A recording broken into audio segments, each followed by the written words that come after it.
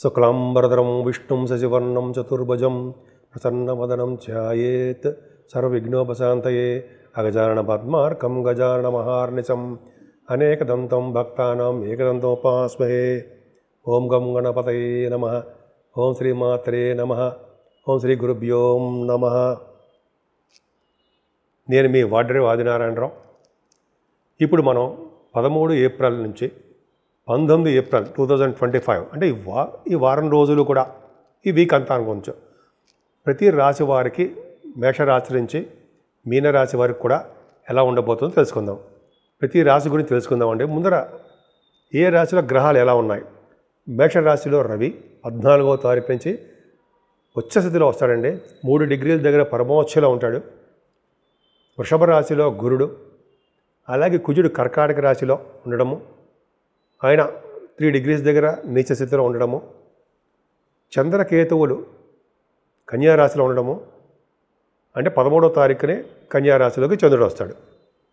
అంతేకాకుండా రవి బుధ శుక్ర శనులు రాహువు వీళ్ళు 5 కలిసి మీనరాశిలో ఉండడము, బుధుడు నీచ స్థితిలో ఉండడము, శుక్రుడు కూడా వక్రగతిలో ఉండడం వల్ల శుక్రుడికే బలం లేకుండా ఉండడము జరుగుతుంది. సో ఈ విధంగా ప్లానెటరీ పొజిషన్స్ ఉన్నాయండి. మిథున రాశి వారికి ఈ వారం మొత్తం కూడా చాలా బాగుందండి. అందులో భయపడాల్సిన అవసరం లేదు. ముఖ్యంగా 5 గ్రహాలు మీకు బాగా అనుకూలిస్తున్నాయి. ఫైనాన్షియల్గా ఏమాత్రం ఇబ్బంది పడరు మీరు. సెకండ్ హౌస్ లార్డ్ కూడా బాగున్నాడు కాబట్టి అంటే ఆర్థికంగా మీకు చాలా బాగుంటారు. ఒకనొకప్పుడు ఒక స్టేజ్లో కూడా మీరే ఎదుటి వాళ్ళకి ధనం ఇచ్చే స్థితిలో మీరు ఉంటారు. కుజుడు నీచ స్థితిలో ఉండడం తప్పండి. విద్యలో ఆటంకాలు కలిగిస్తూ ఉంటాడు మీకు. అందుకని సుబ్రహ్మణ్య ఆరాధన చేసుకుంటుంటే చాలా మంచిది. కలహాలు కూడా ఉండవు. అంతేకాకుండా కుటుంబ సభ్యుల మధ్య కుటుంబంలోనూ మీకు మంచి పేరు ప్రఖ్యాతులు ఉంటాయనడంలో ఏమాత్రం సందేహం లేదు. తరచూ మీరు ప్రయాణాలు చేస్తూ ఉంటారు. మీ తోబుట్టవల్ని, మీ తమ్ముళ్ళని, అన్నయ్యని కలుస్తూ ఉంటారు. కొత్త ఆలోచనలు, ఎదుటి వాళ్ళకి పనికి వచ్చే ఆలోచనలు, 10 మందికి ఉపయోగపడే ఆలోచనలు మీకు ఉంటాయి. అద్భుతమైన తెలివైన వారు, జ్ఞాపక శక్తి కూడా ఎక్కువ మీకు.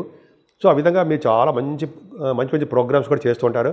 చదువు విషయంలో ఎటువంటి ఆటంకాలు లేకుండా చాలా బాగుంటుంది. చంద్రుడితో కలిసిన కేతువు 4th భావంలో ఉండడము, అలాగే గురుదృష్టి కూడా ఉండడం వలన, చంద్రుడు కూడా చూస్తున్నాడు, గురుదృష్టి కూడా ఉండడం వల్ల చదువులో ఎటువంటి ఆటంకాలు ఉండవండి. మీ మదర్ గారికి చిన్న హెల్త్ ప్రాబ్లమ్స్ వచ్చినా వాటి నుంచి బయటపడిపోతారు. ఆరోగ్య పరిస్థితి కూడా ఆవిడకి బాగుంటుంది. అంతేకాకుండా వ్యవసాయ రంగంలో ఉన్న వాళ్ళకి కూడా చాలా మంచి పంటలు పండి వాళ్ళకి ఆనందదాయకంగా ఉండడానికి అవకాశాలు ఎక్కువ. భూములు, వాహనాలు, గృహాలు వీటిలో ఏదో ఒకటి మీరు కొనుక్కోవడానికి అవకాశాలు ఎక్కువ ఉన్నాయి. అంతేకాకుండా ఈ వారం మొత్తం కూడా మీకు పుత్ర సంతాన యోగం కలగడము, స్పోర్ట్స్ రంగంలో కూడా బాగా రాణించడము, సినిమా రంగంలో, కళారంగంలో కూడా మీరు ముందంజలో ఉండడానికి అవకాశాలు ఎక్కువ ఉన్నాయి. మీకు కలిసి వస్తాయి విని. అలాగే గాయకులకి మంచి అవకాశాలు రావడము, విదేశాల్లో కూడా ప్రోగ్రామ్స్ చేసుకోవడం కూడా జరుగుతుంది. స్టాక్ మార్కెట్లో మీకు బాగా కలిసి వచ్చే అంశం ఈ వారం మొత్తం కూడా. కొద్దిగా ఆచితూచి చూసుకోండి. నేను ఎవరిని కూడా ప్రోత్సహించను చేయమని.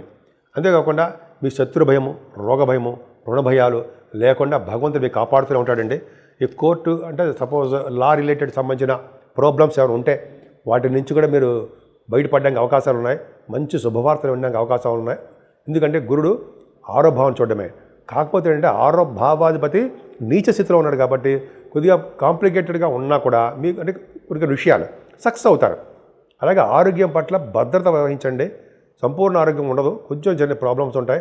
కాకపోతే మీకు శత్రు భయం, మీ తెలియకుండానే మీ శత్రువులు ఉంటూ ఉంటారు. శత్రు భయము, కొద్దిగా రోగాలకు సంబంధించిన భయము, రుణాలు కూడా చేసే అవకాశాలు మీకు ఉంటాయి. కొద్దిగా జాగ్రత్త ఉండండి. మీ భార్యాభర్తల విషయంలో ఆప్యాయత తగ్గుతుంది, అనురాగం తగ్గుతుంది. అలాగే అన్యోన్య దాంపత్య జీవితంలో కూడా చిన్న మార్పులు వస్తూ ఉంటాయి. కొద్దిగా ఎడబాటు ఉండడానికి అవకాశాలు ఉన్నాయి. భయపడాల్సిన అవసరం లేదు. చాలా అతి తొందరలోనే గురుడు మారుతున్నాడు మీ రాశిలోకి. గురు దృష్టి 7వ భావానికి ఉంటుంది కాబట్టి భయపడాల్సిన అవసరం లేదు. ఈ ఒక్క నెల మాత్రమే కొద్దిగా చిన్న ప్రాబ్లమ్స్ వస్తాయి. జాగ్రత్తగా ఉండండి. విడిపోతారని మాత్రం కాదు, కొద్దిగా మనస్పర్ధలు వస్తాయి, కొద్ది దూరంగా ఉంటారు. అంతేకాకుండా మీకు తలవంతలకు వచ్చే ధనయోగము, పెద్దల యొక్క ఆస్తిపాస్తులు, అలాగే మీ హెల్త్ ప్రాబ్లమ్స్ లేకుండా హెల్త్ బాగుండడము, సేవకాజనం ఉండడము, అదృష్టంగా ఉండడము, తలవంతలకు వచ్చే ఆదాయం బ్రహ్మాండంగా ఉండడం చాలా ఉంటుందండి. అంతేకాకుండా మీరు హైయర్ ఎడ్యుకేషన్ కోసం దూర ప్రాంతాలు వెళ్ళడానికి అవకాశాలు ఉన్నాయి. అలాగే మీ ఎడ్యుకేషనే కాదండి, మీ వ్యాపారాల నిమిత్తం కూడా మీరు విదేశాలు వెళ్ళడము జరుగుతుంది. ముఖ్యంగా మీ వ్యాపారాలు ఏ వ్యాపారం చేసినా సరే ఆ బిజినెస్లో మీరు ఉన్నతంగా రాణిస్తారు. ధనయోగం పట్టుకుంటుంది, ఖచ్చితంగా ఉంటుంది. అంతేకాకుండా పుణ్యక్షేత్ర దర్శనాలు, గురువుగారిని పీఠాధిపతులు కలవడాలు ఈ వారంలో మీకు అవకాశాలు ఎక్కువ ఉన్నాయి. అన్నిటికంటే ముఖ్యమైన 10th హౌస్ కర్మస్థానం. అబ్బా ఎంత బ్యూటిఫుల్గా ఉందండి. రవి బుధులు దశమంలో ఉన్నారంటే ఆస్ట్రాలజర్స్కి చాలా బాగుంటుంది. అలాగే శాస్త్రాలు, ముఖ్యంగా వేదశాస్త్ర పండితులు ఉంటారు కదా, వేదాలు పండితులు, ఆ పండితులకి చాలా అద్భుతమైన కాలం అండి రవి బుధుల కాంబినేషన్ వల్ల. రాజకీయ నాయకులకి బ్రహ్మాండమైన కాలం. రవి, శని, రాహువులు. పొలిటికల్ రంగంలో ఉన్న వాళ్ళకి మంచి మంచి పదవులు రావడము, అదృష్టం ఉండడము అద్భుతంగా ఉంటుందండి. వాళ్ళకి మంచి పట్టుకోలే వాళ్ళని. అలాగే శనీశ్వరుడు దశమంలో ఉంటే ఒక గ్రామానికి అధికారి అవుతాడని చెప్పి విన్నాం. ఖచ్చితంగా ఉంటుంది. గ్రామానికి అధికారి కూడా ఇవ్వడచ్చు, చూసుకోండి. అలాగే ఉన్న ఊరు నుంచి మీరు బయటికి రావడానికి అవకాశాలు ఉంటాయి. కొంతమందికి ఉద్యోగరీత్యా జీవనోపాధి కోసము మీరు బయటికి వెళ్తారు, అదొకటి ఉందండి. ముఖ్యంగా గంగా స్నానం చేయించడంలో శని మనగాడు. గంగా స్నానం చేయించడమే కాకుండా శివుడి యొక్క దర్శనాలు కూడా చేయించేస్తాడు ఆయన. కాలభైరవ యొక్క దర్శనాలు కూడా మహానుభావుడు ఆయన చేయించడానికి అవకాశాలు ఎక్కువ. అదృష్టవంతులు మీరు. అందుకని రాహువు దశమంలో రాహు చాలా మంచివాడండి. కొన్ని సమస్యలు సృష్టిస్తూ ఉంటాడు, పోట్లాట్ల అయ్యేటి చేస్తుంటాడు, ఈ భేదాలు అయ్యేటి చేస్తుంటాడు. కానీ దశమ రాహు కూడా మంచివాడే. గంగాస్నానం కూడా చేయిస్తూ ఉంటాడు ఆయన. పైగా ఆయన బాహువులు ఎక్కించుకుని తిప్పుతూ ఉంటాడంటే ఫ్లైట్స్ అవన్నీ ఎక్కుతుంటారు మీరు. చాలా అద్భుతమైన ఫలితాలు ఉన్నాయి. ముఖ్యంగా సాఫ్ట్వేర్ రంగ ఉద్యోగస్తులకి, బ్యాంకింగ్ రంగంలో ఉన్న వాళ్ళకి, అలాగే గవర్నమెంట్ ప్రొఫెషన్లో ఉన్న వాళ్ళందరికీ కూడా ఉద్యోగ భద్రత ఉంటుంది. ముఖ్యంగానండి మీకు ఈ 14వ తారీఖు నుంచి రవి లాభస్థానంలో బ్రహ్మాండంగా ఉన్నాడు. అలాగే ఉచ్చ స్థితిలో ఉన్నాడు, 3 డిగ్రీల దగ్గర అద్భుతంగా ఉన్నాడు. కాబట్టి లాభంలో రవి చాలా మంచివాడు. కాబట్టి దశమంలో 5 ప్లానెట్స్, అలాగే లాభస్థానంలో రవి అద్భుతమైన యోగాలు మీకు ఇస్తాడండి. ముఖ్యంగా మీ తమ్ముళ్ళకి, మీ టూర్స్కి చాలా బాగుంటుంది. మీరు ఏ వ్యాపారం చేసినా ఆ వ్యాపారంలో లాభాలు వచ్చి తీరుతాయండి, అని సంబంధం లేదు, సమస్య లేదు. చాలా బాగుంది. రవి చాలా మీకు మంచి యోగాన్ని కలిగిస్తుంటాడు. 12వ భావంలో గురుడు మాత్రం సన్మానాలు చేయించడము, టెంపుల్స్కి దానాలు ఇవ్వడము, అన్నదానం చేయడము, మీకు విదేశ పర్యటన జరగడము, ఇవన్నీ కూడా ఖర్చులు అధికంగా ఇవ్వడానికి అవకాశం ఎక్కువ ఉంటుంది. ఏదేమైనా మీరు పూజించవలసిన దేవుడు సుబ్రహ్మణ్యేశ్వర స్వామియే. సుబ్రహ్మణ్య స్వామి ఆరాధన, శ్రీరామచంద్రుడి యొక్క ఆరాధన, ఆయన కళ్యాణాన్ని ఎలా చేయించుకున్నారు, పూజలు చేయించుకోండి. శ్రీరామచంద్రుడి యొక్క దర్శనం వలన ఎటువంటి కష్టాలు వచ్చినా సరే వాటి నుంచి మీరు బయటపడతారంటే సందేహం లేదు. ఈ వారం మొత్తం అండి 3 గ్రహాలు అనుకూలవంతమైన పరిస్థితి. 3 గ్రహాలు అంటే మేజర్ గ్రహాలండి. అనుకూలంగా లేకుండా, అనుకూలవంతమైన పరిస్థితులు కలిగించకుండా అన్ని రంగాల్లోనూ అందరికీ కూడా ప్రాబ్లమ్స్ క్రియేట్ చేస్తున్నారు. వాళ్ళు ఎవరయ్యా అంటే కుజుడు నీచ స్థితిలో ఉండడం వలన అన్ని రాశుల వారికి కూడా ఏదో విధంగా ఆయన ప్రాబ్లమ్స్ క్రియేట్ చేస్తున్నాడు. అంటే కొంతమందికి ఏమో సంతానం విషయం ఇవ్వడం విషయంలో ఇబ్బంది కలిగించడము, కొంతమందికి వివాహాలు లేట్ అయిపోతూ ఉండడము, కొంతమందికి ఏమో వివాహాలు అయినా కూడా దాంపత్య జీవితము సరిగ్గా లేకపోవడము, కొంతమందికి అయితే రియల్ ఎస్టేట్ రంగంలో చిన్న ఇబ్బందులు కలిగించడము, భూమి యొక్క తగాదాలు, వివాదాలు, చిన్న ఇబ్బందులు, ఇవన్నీ కూడా కుజుడు ప్రభావం వల్ల కలుగుతున్నాయి. ఇంకా శనీశ్వరుడు వలన చాలామందికి కొన్ని రాశుల వాళ్ళకి చాలా ఇబ్బంది కలిగిస్తున్నాడండి. మరీ ముఖ్యంగా అంటే ధనుర్రాశి వారికి అష్టమ భావం ఉండడం వలన, అలాగే సింహరాశి వారికి ధనుర్రాశి వాళ్ళకి అర్ధాష్టమి శని అవ్వడం వలన, అలాగే సింహరాశి వారికి ఇలాగ శని ప్రాబ్లమ్స్ చాలా ఉన్నాయండి. అంతేకాకుండా రాహు వలన వచ్చే దోషాలు కూడా చాలా ఉన్నాయి.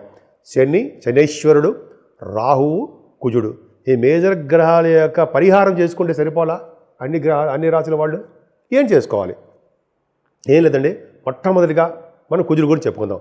సుబ్రహ్మణ్య స్వామి ఆరాధన చేసుకోవడం వలన, సుబ్రహ్మణ్య స్వామి కళ్యాణాలు చేయించుకోవడం వలన, సుబ్రహ్మణ్య స్వామి అష్టోత్తరాలు మన ఇంట్లోనే చేసుకోవడం వలన నిరంతరము ఓం సం శరవణ భవాయ నమః మూల మంత్రం జపించడం.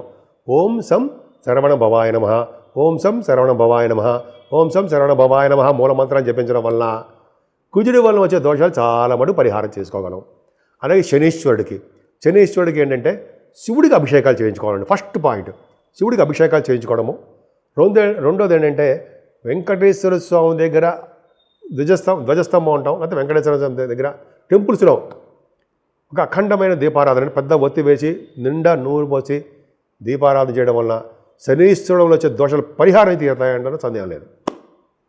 అంతేకాకుండా ఆంజనేయ స్వామి ఆరాధన, అప్పాలు, నైవేద్యాలు చేసుకోవడం వల్ల, అలాగే అమ్మవారి యొక్క ఆరాధన, అమ్మవారి యొక్క చండీ హోమాలు, కుంకుమ పూజలు ఇలాగా చేయించుకోవడం వలన అమ్మవారి చేయించుకోవడం వలన మనకి శని వలన, రాహు వలన, కుజదోషం వలన వచ్చే దోషాలు హరించమంటారా? పోవంటారా? తక్కువగా ఉండమంటారా? అసలు లేకుండా ఉంటాయంటారా? ఎంత బాగుందండి, అవునా? నిజంగా అంతే. సో మనం దేవుడి యొక్క ప్రభావం ఉండాలి, దైవ దర్శనాలు చేసుకుందాం. అన్నిటికన్నా ముఖ్యమైనది ఎటువంటి కష్టాలు వచ్చినా, ఎటువంటి నష్టాలు వచ్చినా, ఎటువంటి సుఖదుఖాలైనా మనల్ని వెన్నంటి కాపాడి మనకి ఎటువంటి కష్టాలు వచ్చినా ముందు ఉండే భగవంతుడు ఒక్క శ్రీరామచంద్రుడే. ఆ శ్రీరామచంద్రుడు నిరంతరము రామా రామా రామా అనుకుంటే మనకి అన్ని కష్టాలు తొలగమంటారా? మీరే ఆలోచించండి.